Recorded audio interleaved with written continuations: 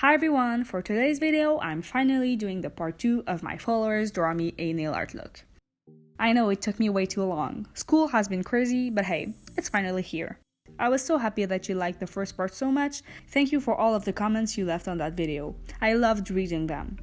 I received a couple more drawings for this part, so here they are. Without further ado, let's get started. For the first nail art, I chose this rainbow French one. It's just such a cool idea, thanks to nailartjunkie24 on Instagram. So for all of these, I started off with a peel-off base coat. Then I applied the black polish on all of my nails. The next steps are basically just doing straight lines in every color of the rainbow. It's actually harder than it seems because my nails are really curved. So yeah, I'm doing purple, blue, green, yellow, orange, and red. Well, I just said it was rainbow. Anyway, you get it. Then I just took some black paint and painted over the purple to form the smile line. For the lightning, I painted a guide with black acrylic paint before I started adding the colors. I did the same thing for the lightning as for the French nails, but this time the lines were vertical. I did them in rainbow order too. The guide really helped me a lot. When I was done, I cleaned up the edges with some black acrylic paint. All that was left was to add a quick dry top coat. I'm really happy with the result and I think it's pretty similar to the drawing. The only thing that might be bothering me is how big the French tip part is, but I love how edgy it is. Okay, let's move on to the next design. I don't remember who drew it, but I really liked it and I wanted to make it more Halloweeny, if that's even a word. So I matched the drawing with this design from Clawgasmic. I even took the time to redraw it myself to see if I liked it or not. I really loved it, so here we go. I started by applying a nude polish on all of my nails. Then I took these nail vinyls to make the French tip. And actually, I had a hard time taking just one. Here's the original clip. They really didn't want to cooperate. I'm placing it on my nails like so.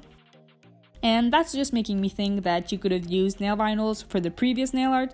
I guess I just really love freehanding. Next up is protecting the rest of the nail with some tape. Or liquid latex, but I haven't used that in so long I don't even know what that is anymore. I'm taking a makeup sponge and applying black and white to a side of it. Since we're only doing the tip, you don't need to load up the entire sponge. I'm dabbing it on, making sure to get the sides of the nail too. Black and white gradients can be tricky because you don't want the white and the black to just become gray. So just do slight left and right motions while you're dabbing, but don't overdo it. When you're satisfied with the gradient, it's time to peel off the vinyl and the tape. This part was really satisfying. A little bit of paint got on the top part, so I used a Q-tip dipped in acetone. If that's not true, I just used water, because you know that paint can be removed with only water as long as there is no top coat on it. Okay. Then I went in with tweezers to scratch off the excess. You're supposed to use toothpicks, but I didn't have those lying around. Now I'm just painting a line along the smile line in red. Then I'm doing a drip on the white part. For the black part, I first did the drip in white to make sure that the red would pop.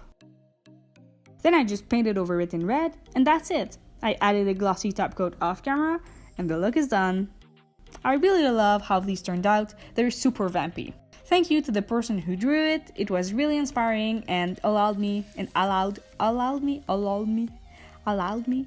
Thank you to the person who drew it. It was really inspiring and it allowed me to create this awesome nail art. Also, I'm really proud of how it turned out. It's so much better than the last time I did a gradient French. Here's the image, you can see for yourself. I really prefer it with the nude base, so I'm really happy with what I did today. Moving on to the last nail art. We have this super cool design that Simply Bentendo on Instagram drew me. When I started the drawing, I knew I wanted to use the rainbow collection from Holo Taco. I also loved how extra this design was. So I first applied a white polish to all of my nails. Then I messily applied red licorice to the top of my nail, along with lemon sucker in the middle and blue Freezie towards the bottom.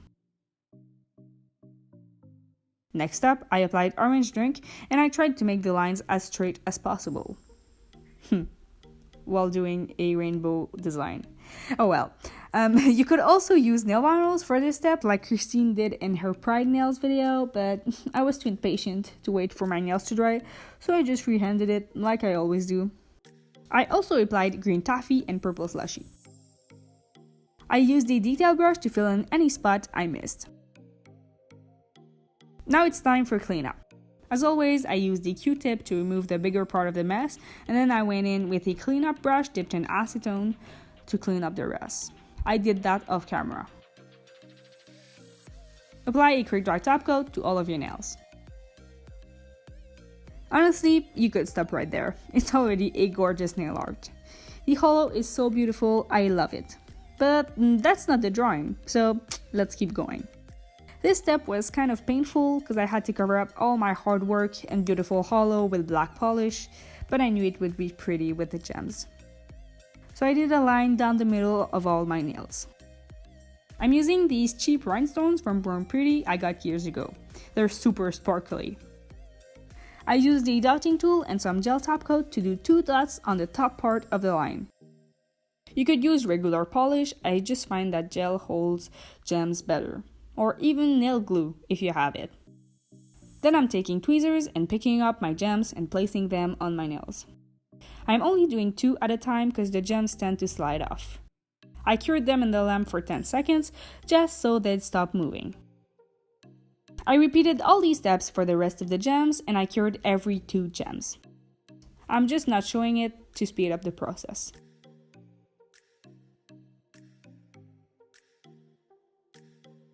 When I was done with all the gems, I cured them in the lamp for 30 seconds. Also, I forgot to film it, but at the end I added some gel top coat all around the gems to make sure that they would be stuck in place and they wouldn't fall off. That's how I managed to keep this mani on for 3 days. I know that doesn't seem like a lot, but I showered and I washed the dishes and I did plenty of stuff and none fell off. And that's it. Now you have nails that will be seen from across the room. I'm so in love with these. Thank you so much for the idea, Simply Bentendo. There are so many gems on my nails, they reflect the light a lot. It's really cool to look at. And of course, the holo is mesmerizing. I love Holo Taco's linear holos. And that would be it for today's video. I hope you enjoyed this part 2 as much as the previous video. If you really loved it, I could even do a part 3 sometime. Just let me know in the comments if that's something you'd like to see. As always, if you enjoyed this video, you can give me a like and subscribe to my channel. You can also click on the bell to turn on notifications and be sure to never miss a future video. Thank you so much for watching and supporting me. I'll see you in the next one. Bye!